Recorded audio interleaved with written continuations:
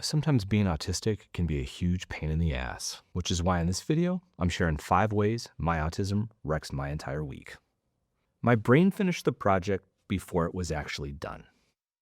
Ever finish something in your head and then lose all motivation to actually complete it in real life? I was working on something, laundry to be specific, and it was going great. I was exploring every room in the house and collecting dirty laundry and then bringing it back to the laundry bin. Now, even before I was actually collecting laundry from different rooms in my house, I was already thinking about all the steps in my brain and planning this entire operation. Not a big deal. But where it gets interesting is, as soon as the scenario played out to completion in my brain, my mind convinced me that the task was done and I needed to focus on something else, which happened to be making a grilled cheese sandwich. So that's what I did. And I was feeling good. Sandwich was great.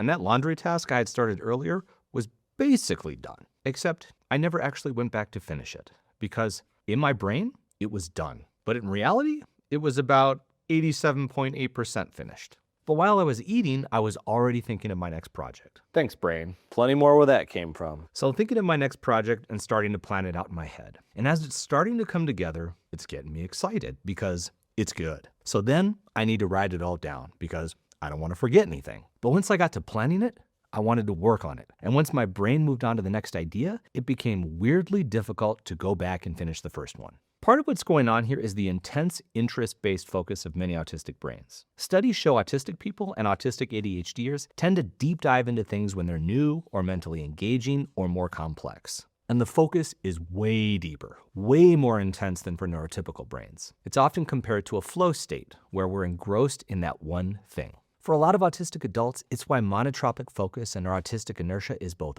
awesome and super frustrating. When that train is cruising, we're on. Laser focus. But when it stops, jumping back on is like trying to haul a grand piano up the side of a mountain between your butt cheeks. Why would anyone want to do that? This exact pattern, starting strong, mentally finishing something, and then struggling to actually complete it, that's a big part of executive function for a lot of us. The social interaction that wouldn't leave my head. You ever have something happen and then relive it in full Technicolor IMAX surround sound on and off for hours or days? Whoa. That happened to me this week too. It was a totally normal interaction. But after it was done, it wasn't really done. No, I'm afraid not, Watson. And will it ever really be done?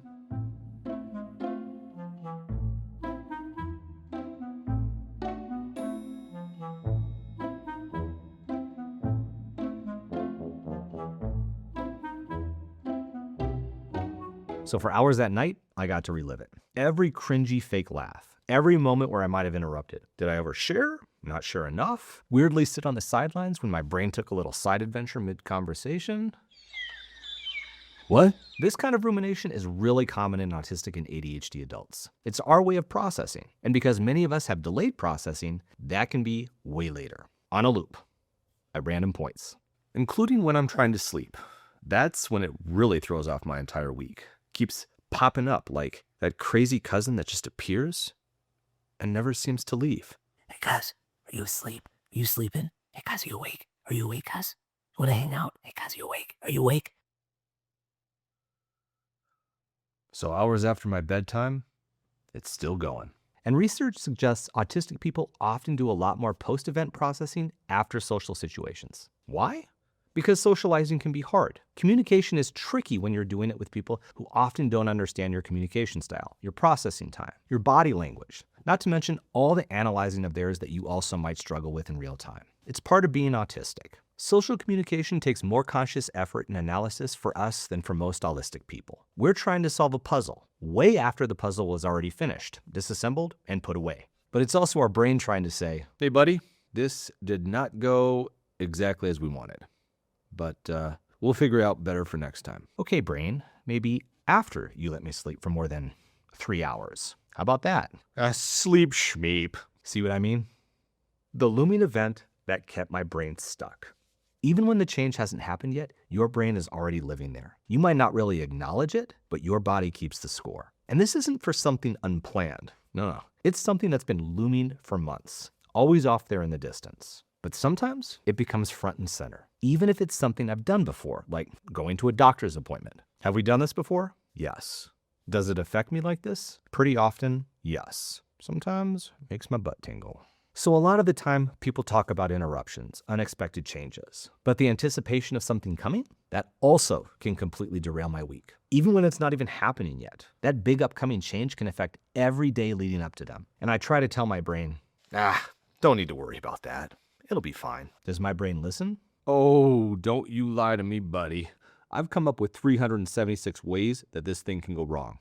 And I'm going to list them off for you right now. It goes along with our autistic tendency to crave predictability and stability. The DSM-5 refers to it as insistence on sameness and inflexible adherence to routines. But for a lot of us autistic adults, it's the challenges we have coping with uncertainty. Research shows this is higher in autistic populations. So that's why even if the change is weeks away, we're already bracing for it, losing sleep from it, ruminating over it. Looks like anxiety, but it's about processing the change that's coming.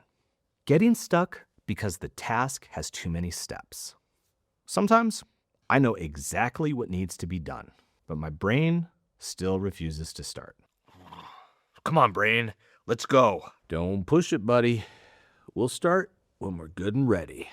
This week, I had to get ready to buy a car, something that millions of people have done multiple times in their lives. And in the grand scheme of things, it's not really all that complicated, except there are so many steps. Researching, finding dealerships to check out, more research so I don't get tricked, and then actually seeing the cars, test drives, and so much talking. Why? So during the days when this is happening, I kept getting stuck. It's like every time I tried to do something else, my brain pulled me back because monotropic focus. But then when I wanted to dive into this process to just get it done, I'd get overwhelmed by everything. The paperwork, titles, talking, figuring out how to do payments, talking, saying no to a bunch of warranties and upgrades, talking, figuring out insurance. And guess what? Uncomfortably hot offices. You thought I was going to say talking, didn't you? So the next time I needed to go to a spot and see a car, it was hard to even move. All those steps and so many more later. Now this was a pretty extreme example and not one that happens too often, but there are frequently times when things that have a bunch of steps send me into burrito mode. And research shows that autistic adults often delay starting tasks when it feels confusing or there's too many steps. ADHDers do this too. So we want to do it, we know we need to do it, but do we do it? No. We're stuck. Our executive functioning isn't functioning. So planning the steps and starting, it can feel impossible. And honestly, this is exactly why we made the Why Certain Tasks Break Your Brain quiz. Because sometimes it's not laziness, procrastination, or lack of motivation. Sometimes your brain hits overload before you even start. So if you relate to this stuff, I'll put the link in the description. One unexpected change that ruined the whole day. And then you go to do that one thing that you always count on, like get your clothes for the day or grab your breakfast. You know, the same one you've been having for the past 47 days straight. And then something unexpected happens. And that's enough to ruin the whole day. Might look like it's not a big deal, but that change to the routine, it throws off the plan. The whole sequence that I fine-tuned and what to do. Because it's the plan. It makes the whole day feel like it's shot, ruined, or just tainted. It's like wearing your favorite wool socks, but now they have a mini hole. And every time that hole makes contact with anything, your skin sticks. And then your feet feel weird. But those are your socks for the day. I mean, holy socks. Let's be honest. Socks with holes, that's just, no, we're not. We can't. That's not even, that's absolutely, that's not okay. We can't. Where was I going with this? So autistic brains rely on routines in a lot of secret ways, much more than a lot of other people might realize. But it's because it helps us manage a world that's often overwhelming and too much. So, I don't know. Don't run out of my cereal, grocery store people. So when we have a shift suddenly, it feels jarring, even when the change isn't that big. So what are sneaky moments that derail your week? Those autistic moments can feel frustrating in the moment, but recognizing them can help us better understand ourselves too, and help us create elaborate plans around them. Pig, Mac, and I got a paper trail to prove it. Check this out. Take a look at this. And for more on your autistic brain, watch this video next.